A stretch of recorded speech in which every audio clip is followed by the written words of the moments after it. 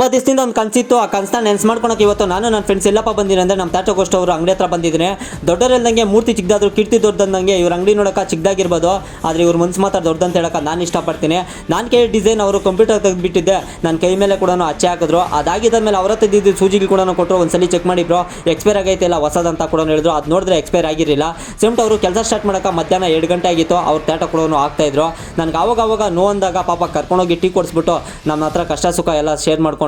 ಅದಾಗಿದ್ದಾದ್ಮೇಲೆ ಅವರು ಒಂದು ಮಾತು ಕೂಡ ಹೇಳಿದ್ರು, ರೈತರಿಂದ ನನಗೆ ಪಂಚಪ್ರಾಣ ಅಂತ ಕೂಡ ಹೇಳಿದ್ರು.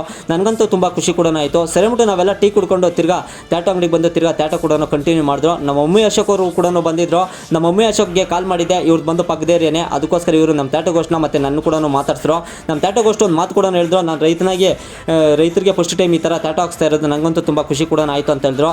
ನನಗಾಕಿ ಟಾಟೋ ನೋಡ್ಬಿಟ್ಟು ನನಗೆ ತುಂಬ ಖುಷಿ ಕೂಡ ಆಯಿತು. ನಾನು ಅವ್ರನ್ನ ಕೈ ಮುಗಿದು ಕೂಡ ಥ್ಯಾಂಕ್ಸ್ ಕೂಡ ಹೇಳಿದೆ. ನಮ್ಮ ರೈತರ ಬಗ್ಗೆ ಒಂದು ಮಾತು ಕೂಡ ಹೇಳ್ತಾರೆ, ಕೇಳಿಸ್ಕೊಳ್ಳಿ. ರೈತ ಜನ ಬಂದ್ರು ಅವ್ರಿಗೆ 30% ಡಿಸ್ಕೌಂಟ್. ನಮ್ಮ ಪೆಟ್ರೋಲ್ ವಿನಿ ಫಸ್ಟ್ ಬಂದರೆ ನನ್ನ ಕಡೆಯಿಂದ 10% ಡಿಸ್ಕೌಂಟ್.